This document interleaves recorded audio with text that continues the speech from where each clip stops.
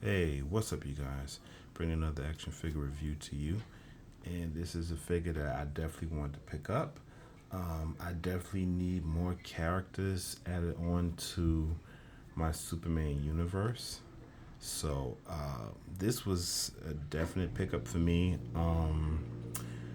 I wanted to pick him up brand new. I had him on my list on Walmart, but I couldn't really afford to just not this time to just pay all the fees and all the tax and shipping and everything. So I thought to myself, you know what, why not just wait and get him used off eBay like I eventually knew I would. Now there's good news and there's bad news, which I'll get into in just a sec. So the good news is that I got him for cheap. I got him for like 14 bucks off eBay, which is awesome. The bad news is the seller who was selling him sold him without a ball joint. So I would get no head articulation.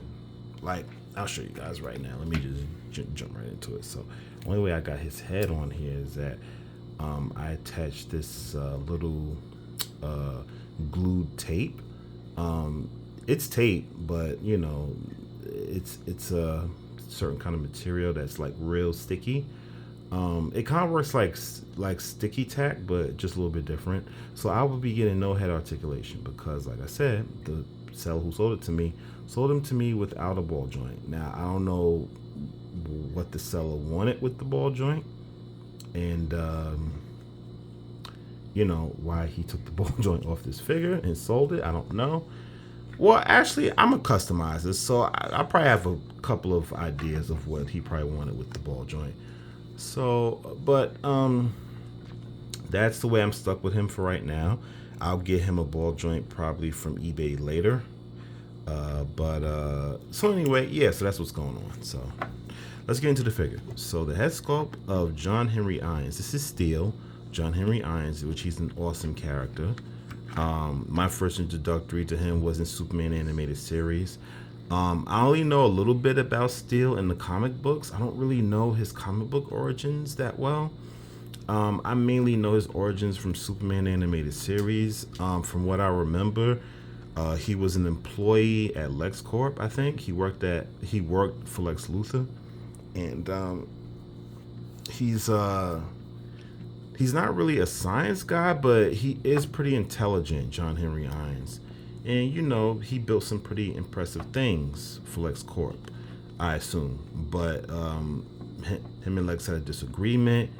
I think Lex fired him. I haven't seen that episode in a long time, but in the end, he became Steel.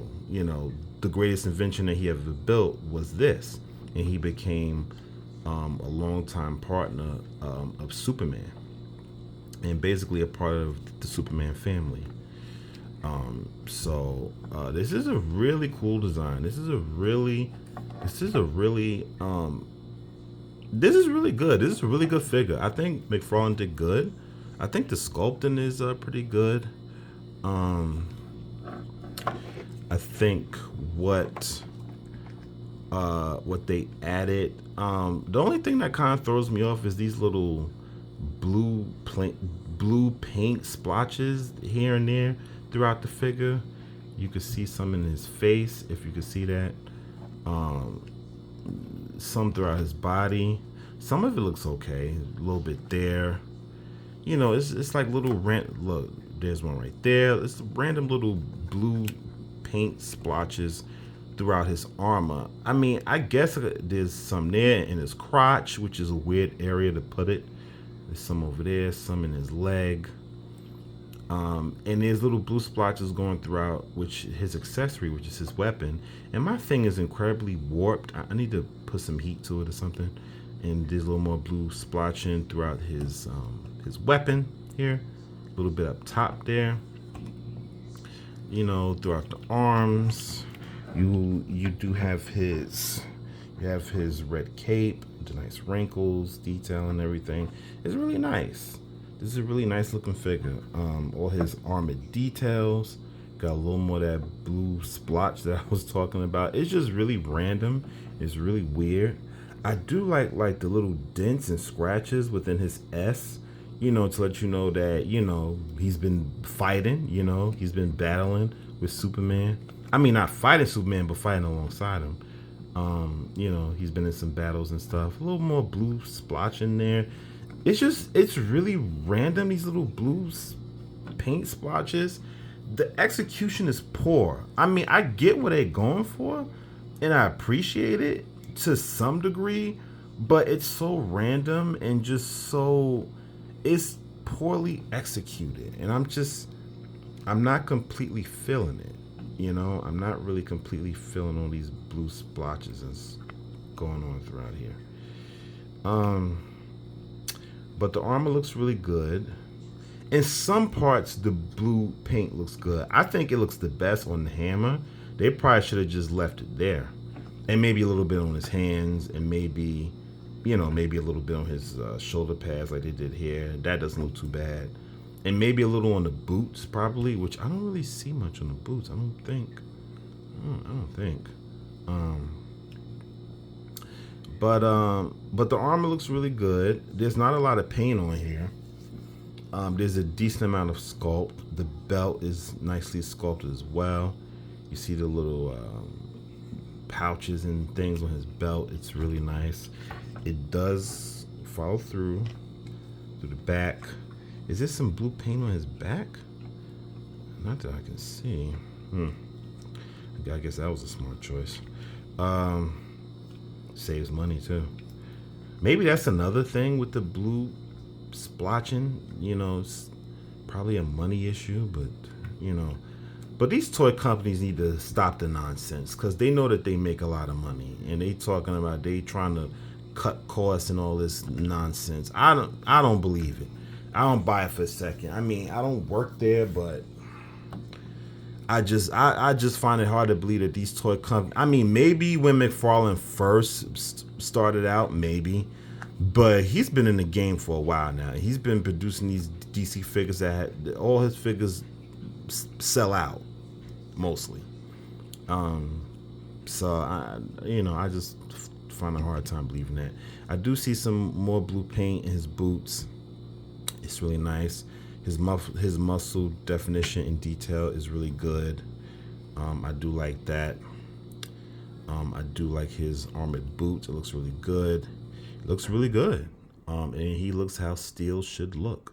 So I think all in all, through and through, I think he looks good for the most part.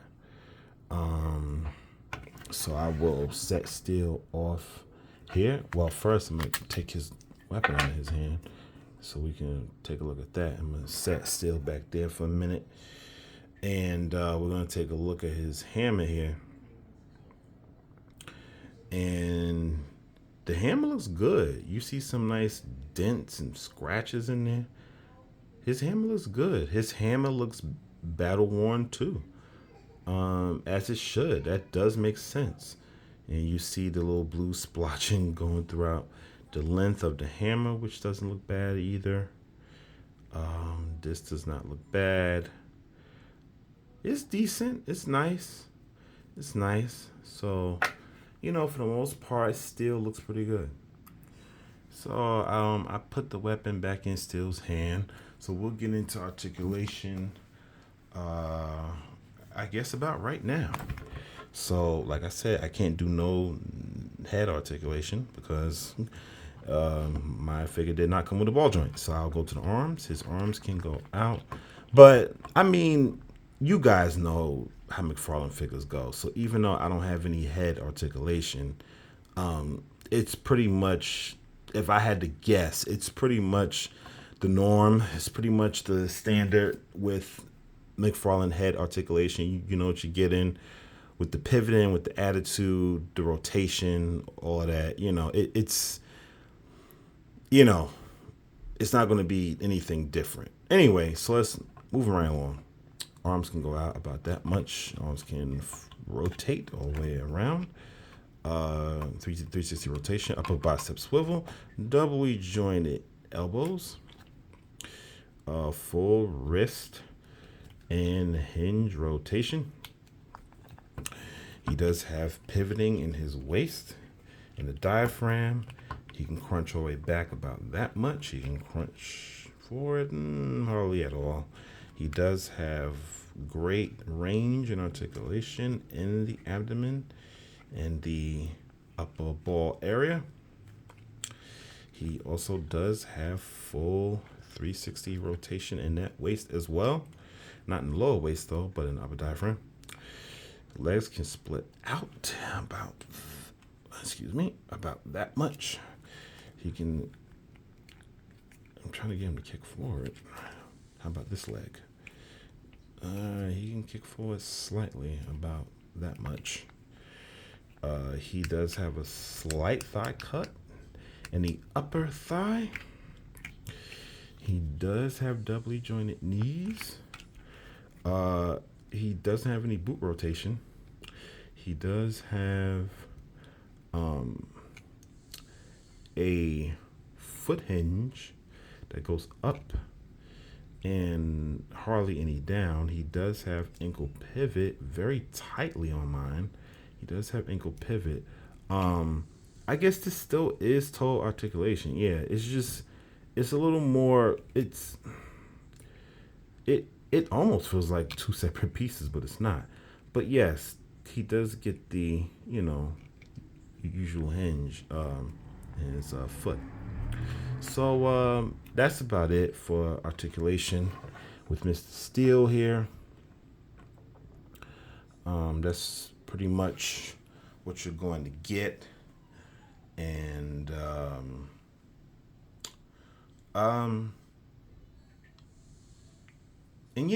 yeah, so that's pretty much what you're gonna have. So let's get into size comparisons. In the first size comparison, we have him next to Lex Luthor, and he is bigger than Lex Luthor, which does make sense. And I wanted to see how he would look next to the Talon, and he's still taller, but the Talon is pretty tall though, so almost there, but still he still beats him. And I also wanted to get him next to the Joker who laughs. The Joker who laughs. The Batman who laughs. And yes, he is also bigger than the Batman who laughs. Let's see him next to Batman as well, and he is bigger than Batman as well. And last but not least, of course, we have him next to Superman. And this is not a McFarlane Superman. This is obviously my custom DC Direct Christopher Reeve Superman. So, and I still definitely think that looks good. Absolutely. That looks pretty cool. So that's the last size comparison. And I'm going to get into final thought. Oh, actually, I'm going to compare him to one more figure. Hold on. And here is one figure who is definitely bigger than him. So I finally found a figure who is bigger than Steel, and that would be the DC McFarlane's Bane. So that's the final comparison, and now we'll get into final thoughts on this figure.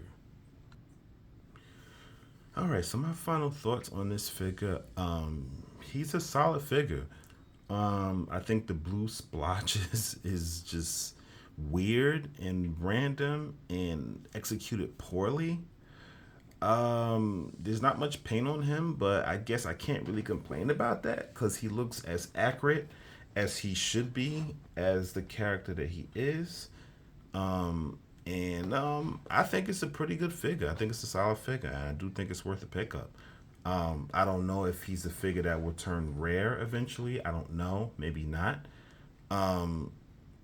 But I do think he's worth the pickup, and for the price I picked him up, I definitely think he's worth it, even though I got mine without a ball joint. But that's easily fixable. I can easily get a ball joint from eBay when I get a chance, and give it to him, so that's not a big issue.